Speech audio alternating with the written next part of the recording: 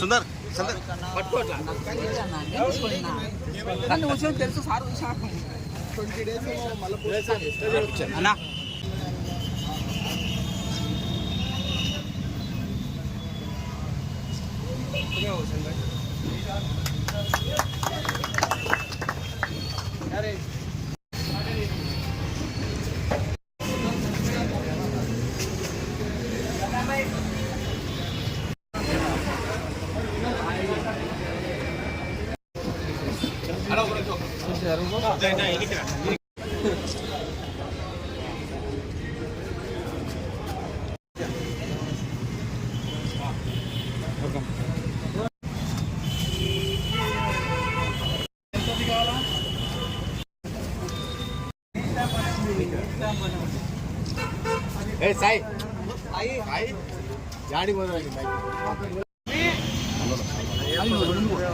ఈరోజు మా favourite star Pawan Kalyan గారి బర్త్డే అడ్వాన్స్లోనే జరుపుకుంటున్నారు. మన సుందర్ ఇంకా వాళ్ళ తమ్ముడు చందు చాలా, ఎందుకంటే వీళ్ళు మేము ఎప్పుడు చూసాం ఏదన్నా ప్రోగ్రాం కానీ వీళ్ళు ముందుంటారు.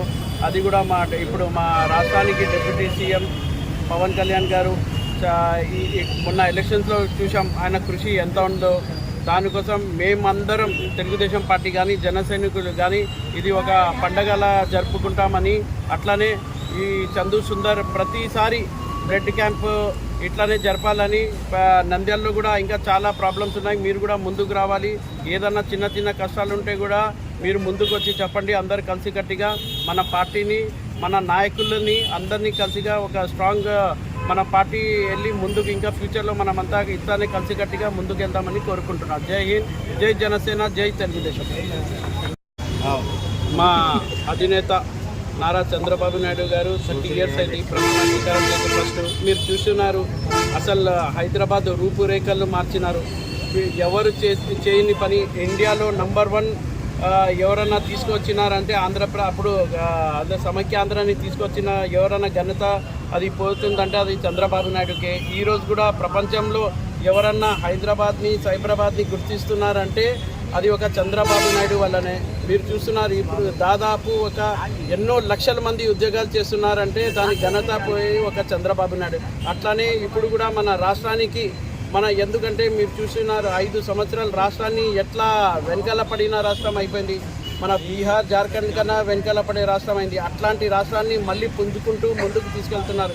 దానికోసం మనం చంద్రబాబు నాయుడు గారిని మళ్ళీ ధన్యవాదాలు తెలియజేసుకుంటున్నాను. జై హింద్, జై చంద్రబాబు నాయుడు. నారా చంద్రబాబు నాయుడు గారు 29 సంవత్సరాలు రాజకీయ జీవితాన్ని పూర్తి చేసి 30 సంవత్సరాలకి అడుగుపెట్టారు. ఆయన ఈ 30 సంవత్సరాల్లో ఎన్నో ఘన విజయాలు సాధించారు. ఈ రాష్ట్రాన్ని అభివృద్ధి పరిచారు. హైదరాబాద్ ఉమ్మడి రాష్ట్రంగా ఆంధ్రప్రదేశ్ ఉమ్మడి రాష్ట్రంగా ఉన్నప్పుడు హైటెక్ సిటీ మంచి ఐటీ కంపెనీలన్నీ తీసుకొచ్చి ఎంతో అభివృద్ధి చేసి ఎంతో నిరుద్యోగులకు ఉద్యోగాలను కల్పించారు. అటువంటి వ్యక్తి మన రాష్ట్రానికి ముఖ్యమంత్రి గారు చాలా అదృష్టము. ఎందుకంటే ఒక 5 సంవత్సరాలు ఒక సైకో ఈ రాష్ట్రాన్ని పరిపాలించినాడు. ఆ సైకో పాలన నుంచి మనకు విముక్తి కల్పించి భవిష్యత్తులో